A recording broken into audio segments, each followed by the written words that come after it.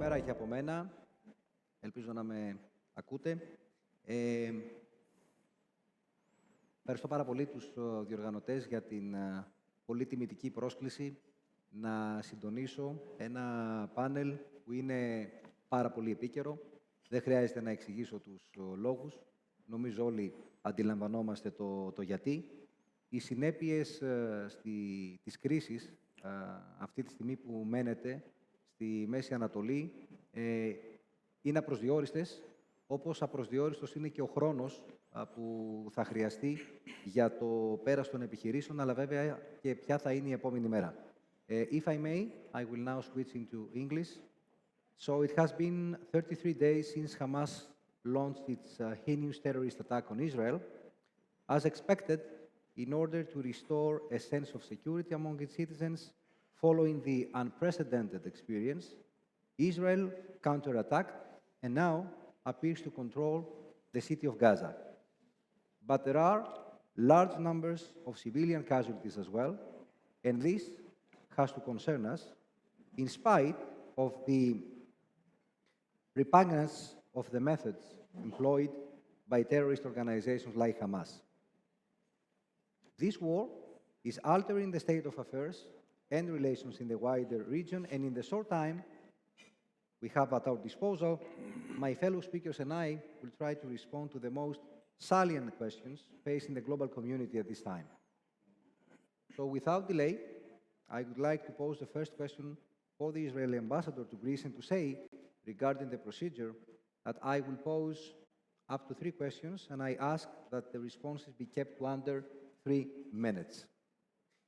So, Your Excellency, Mr. Ambassador, what are Israel's strategic goals beyond wiping out Hamas and the threat Hamas poses to Israel's security?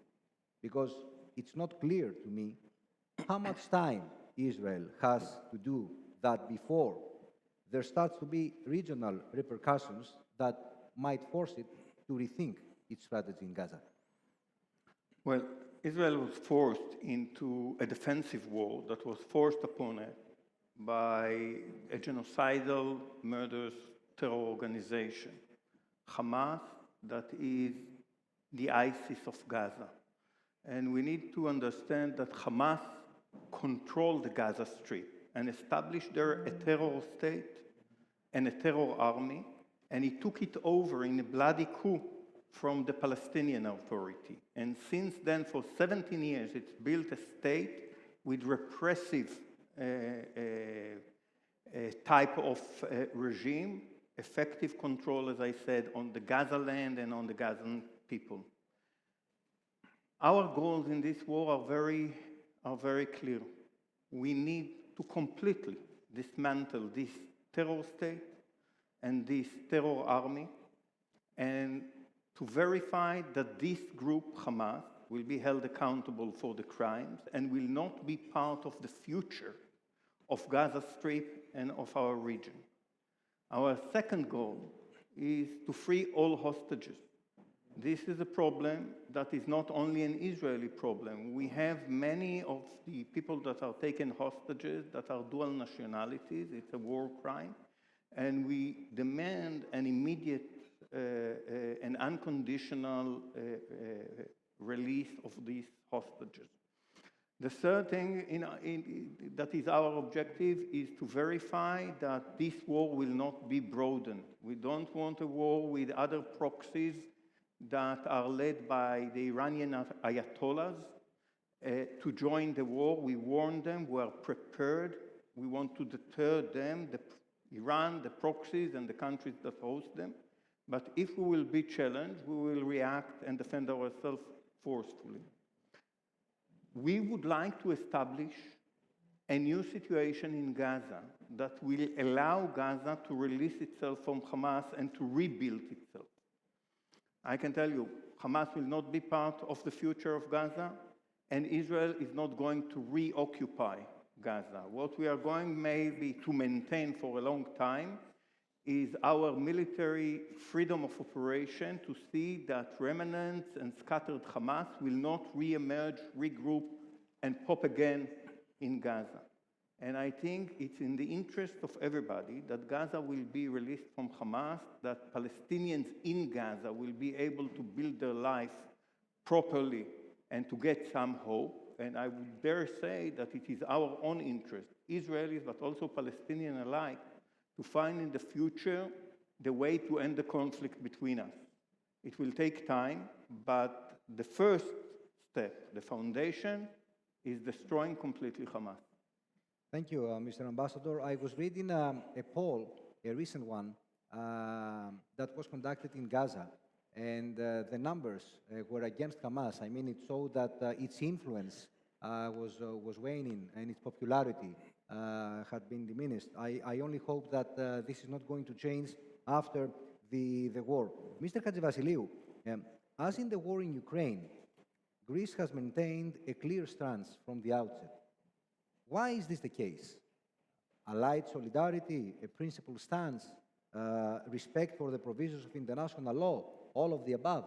You know that Greece stands with international law by all means, and we have a crystal clear position that cannot be misunderstood by anybody, neither Israel nor the Palestinian side. You know that we're extremely concerned with this crisis because this crisis is totally unnecessary in that corner of the world. And we are really concerned by a potential spillover effect across the region. And I'm sure that you agree with that, Ambassador. Middle East does not need a new general war now. And this is why we are trying to help towards this direction. So for the very first moment, Mr. Phillips, we have condemned the terrorist attack perpetrated by Hamas. And we have underlined the right of Israel to self-defense, of course, within the barriers of the international and the humanitarian law. This is why the Greek government speaks about the hostages and the civilians. Our top priority is to send a clear message that all civilians should be protected by the international, let's say, political scene. The problem lies with the Hamas. This is why we have made the clear distinction between the terrorist organization of Hamas and the Palestinian people or the Palestinian Authority. So Greece believes that we have to find ways altogether in order to restart, to give a new impetus to the political process, because the only viable solution to this crisis is to sit on the table and to discuss again ways to find a two-state solution. I know this is not easy, this is very difficult, but we have to understand that Israel has the right to exist in the region, and the Palestinians should have their own state within the barriers of the 1967. So Greece is in a very good position of being an honest broker. We have traditional good relations with the Arab world, but Israel is a long-standing and important partner to Greece and to the Greek people. This is why we believe that we are always ready there to assist in order to find a way out of this crisis, of course, in the barriers of the international law. This is our red line, and we are very clear towards that direction. Thank you. And I should stress at this point that all governments in Greece consecutively supported this rapprochement and restoring of ties, actually enhancement with Israel, despite the fact that we all know that we were the last Western country to recognize Israel back in 1990. But now I think that we are in the right direction. Mr. Ambassador, what shape do you think Israel's relations with the Palestinians, as well as with the Arab states, will take as the victims in Gaza multiply day by day?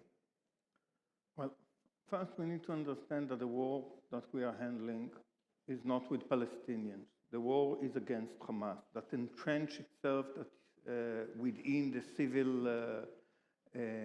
civilian population and the civil infrastructure. In fact, Gaza City itself is a fortress that includes an underground city of hundreds of kilometers of tunnels and bunkers, and the Hamas is trying to prevent civilians from leaving those places. It entrenches itself inside the hospital, under hospitals, and it creates a huge problem for us when we want to uproot and dismantle them. First, we call and urge all Palestinians to leave the areas of operation, and we do it now for 24 days. We started a week before the ground operation to call them to leave the areas that are going to be area of battle.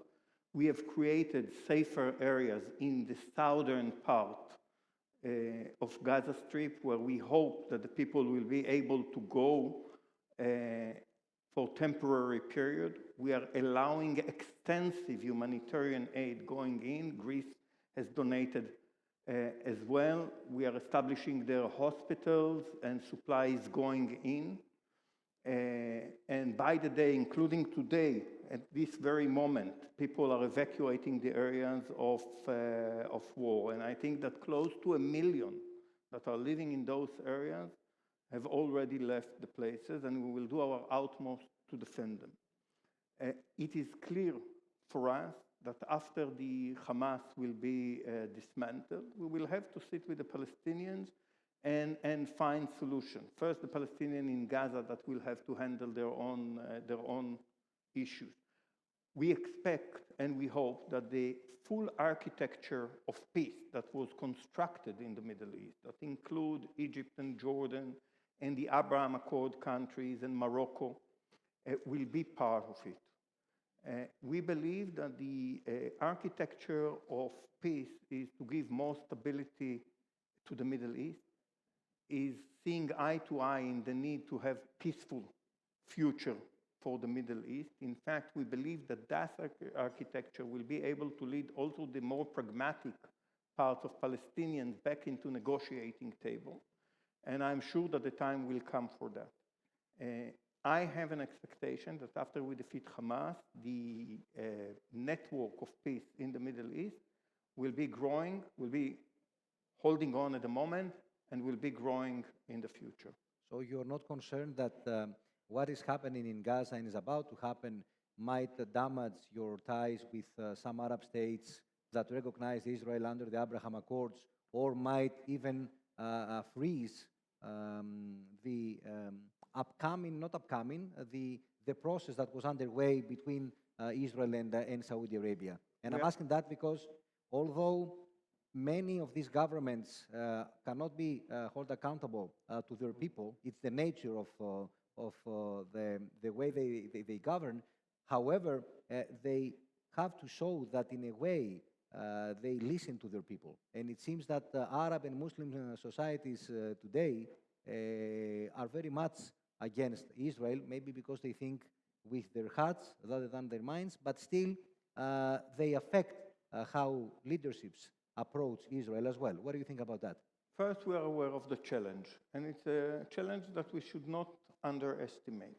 But I think that the governments of the countries in the region are aware of their need, first, to communicate that it's not against Palestinians. And I think, for example, when you see the level of coordination of Egypt with the international community, with the United States, with supplying humanitarian aid, with convening conferences like the conference that was in Cairo, they reflect to their own people that they care about Palestinian, and in a very, I will say, nuanced way, not very publicly, except maybe one state, which is the Emirates, condemning and seeing Hamas as the problem. Hamas is representing a huge problem for all the moderate and pragmatic countries in the Middle East, because it's a political, ideological interpretation that is not interested in diplomatic or political solution. They are interested in a victory and establishing a caliphate that is based solely on their own, I will say, twisted interpretation of religion and politics. It's a threat for Egypt, it's a threat for Jordan, it's a threat for the Palestinian Authority.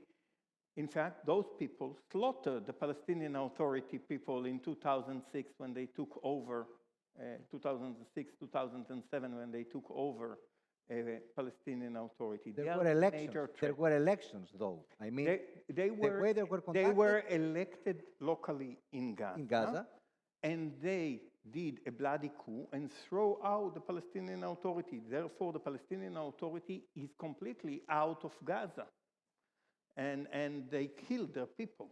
So it is not a peaceful or an organization that is seeking solution. We were fooled. We were lowering our guards because we had a wrong understanding that an organization that took over a full area and established their state might be becoming more pragmatic.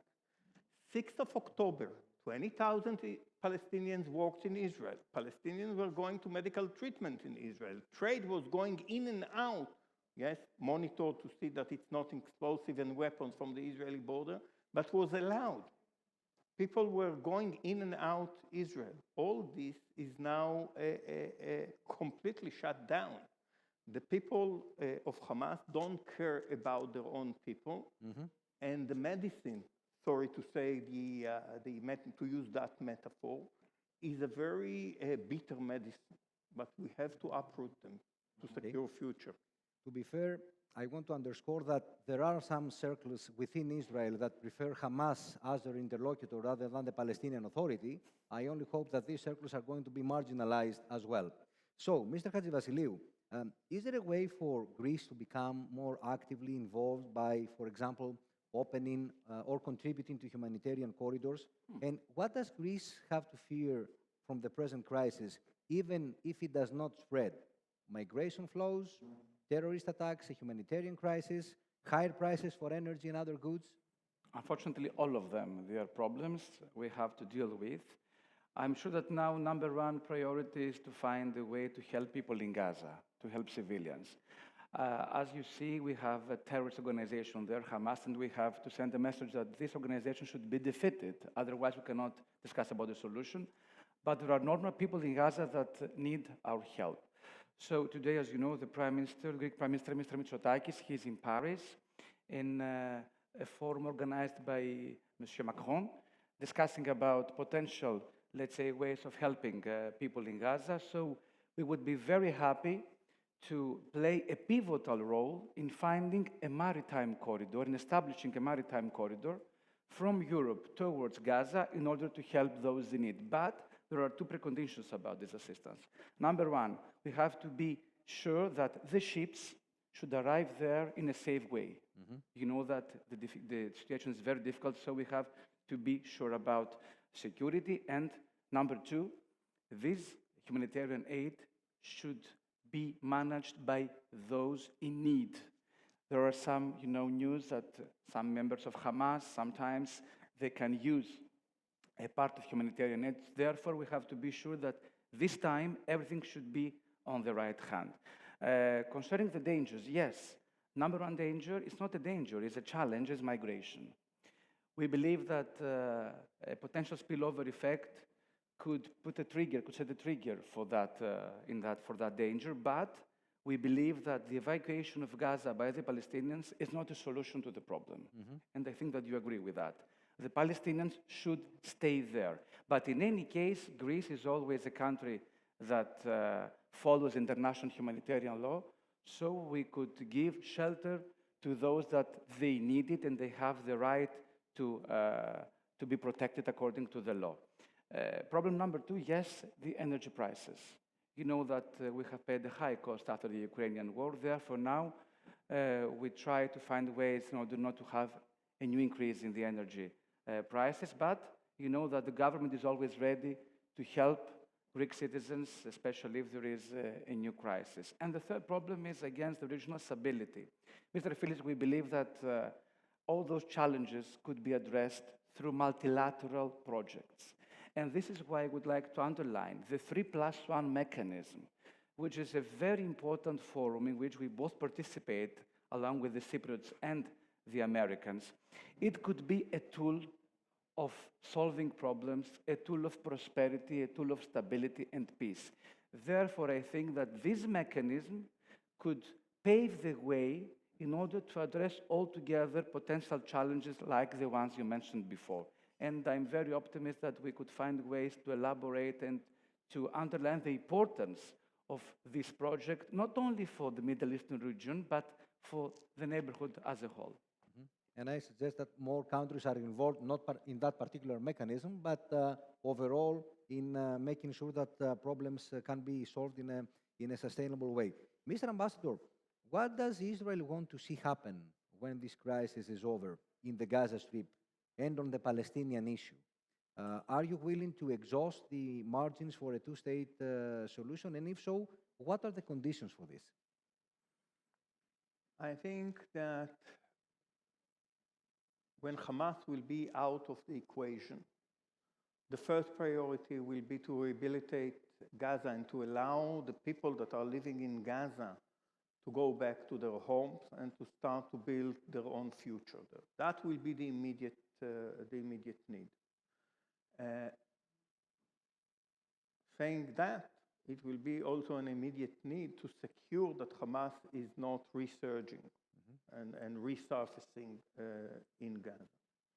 The second thing will be that I think that Israelis, countries in the region, and also the Palestinians will have to go back to negotiating table. It will not be an immediate outcome. We have to understand that we are speaking about a long process. We are speaking about high emotions that will be extremely high and not positive among Israelis and among Palestinians. And we will have to stabilize our own political systems after the war in order to allow that to succeed. We need to see that we will not rush to create a situation that will be yet another failure. Because I don't think that our societies are capable to sustain more failures. So it has to be slow and constructed, and we have to understand also that the Palestinian Authority at the moment is a weak authority. Some people will say that it is Israel blamed that they are weak, but they are weak because they have an internal struggle also in the places that are controlled between by the Palestinian Authority, that there are strong forces and opinions and emotions that are supporting Hamas even there. That's why the Palestinian Authority was incapable of doing election in the past. And Palestinians will have to change mindset. And to change mindset means that they will have to recognize and acknowledge that Israel has a right to exist as the nation state of the Jewish people, and that they are not dreaming anymore of Palestine will be free from the river to the sea, because from the river to the sea means that there is no Israel and no self-determination for the Jewish people. They will have to come to terms with that, and we will have to come to terms with our own opinions, and as I said, emotions will be high also in Israel. It's a long process. We should see it. We should aim to there, but we should be very pragmatic. We are dealing now with, as we said, with the foundation of dealing with the problem that was created by Hamas. It's a long process. We have not yet reached that point, but let us be practical. In an ideal scenario for Israel, Hamas is overthrown, is dismantled, then something like elections has to be conducted in Gaza for a new government to be elected. Who is going to take over security? Because we listened Prime Minister Netanyahu saying that for an indefinite period of time, Israel will be in charge of the security in Gaza Strip. There is a paradox here, to put it elegantly and mildly. If Israel remains in Gaza, it will be regarded as an occupying force, and that is not going to facilitate any solution. So what, in your mind, is the ideal scenario? Well, I don't think that this dichotomy that you are posing here is real.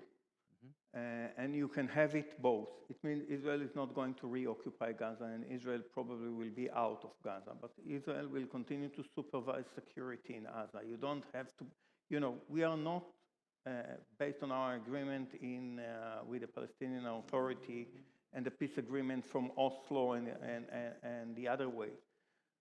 We have overall security responsibility also in the West Bank. We have areas that are full under the responsibility of the Palestinian Authority, and only when they are failing to take care of that, Israel is intervening. So you can imagine that there are solutions without being occupier force in Gaza. We left Gaza with the understanding in 2005 that we are not going back to Gaza. I know that there are some voices at the margins of the Israeli society that would like to go back to Gaza, reestablish their Jewish communities. They are at the margins. It's not the government. It's not the opinion of the majority of Israelis. What we want is to live safely in Israel, and we want that the people in Gaza will realize that peace for them is within Gaza and not by attacking Israel and dreaming about the annihilation of Israel. We have 17 years of indoctrination by Hamas, kindergartens and schools and mosques and social activity that was all building indoctrination of hate. We will have to deal with that as well. But first, we have to stabilize the situation there. Thank you. Mr. Χατζηβασιλείου, how do you think Greek-Turkish relations will be impacted?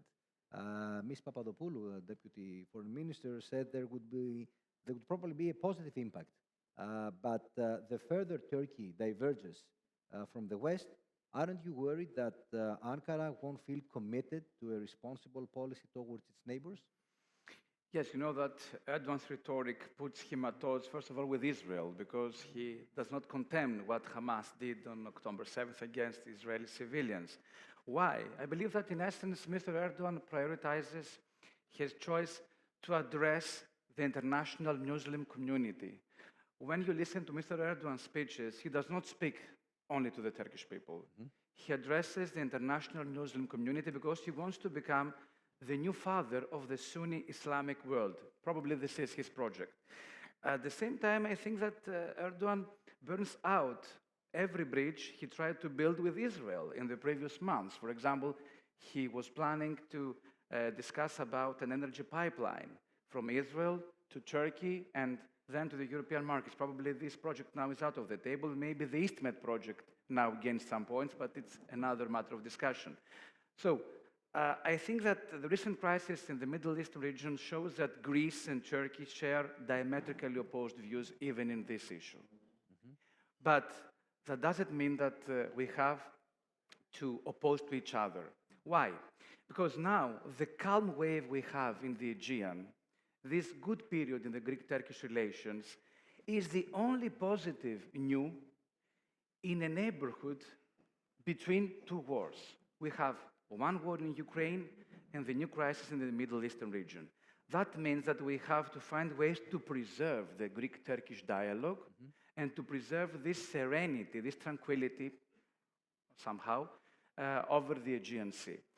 But yes, if Turkey continues a rhetoric against the Western world, probably things will become difficult. For example, I feel sometimes that Erdogan sets Turkey's NATO identity into doubt with his public discourse.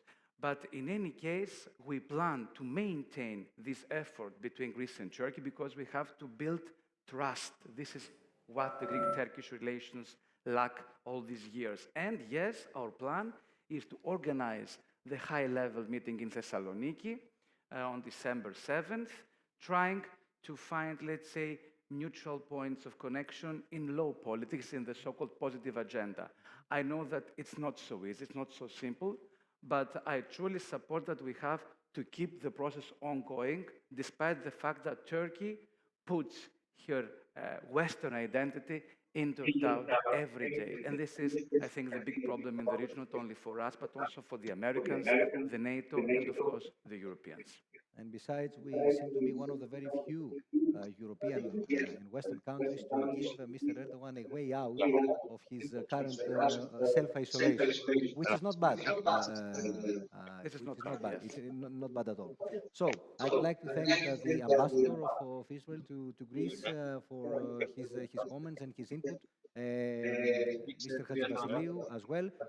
Κυρίες και κύριοι, καταφέραμε να τηρήσουμε το χρόνο, γιατί δεν είναι πάντα εύκολο αυτό, ιδίως όταν έχεις μια έτσι πολύ ενδιαφέρουσα συζήτηση με δύο εξαιρετικούς ομιλητές.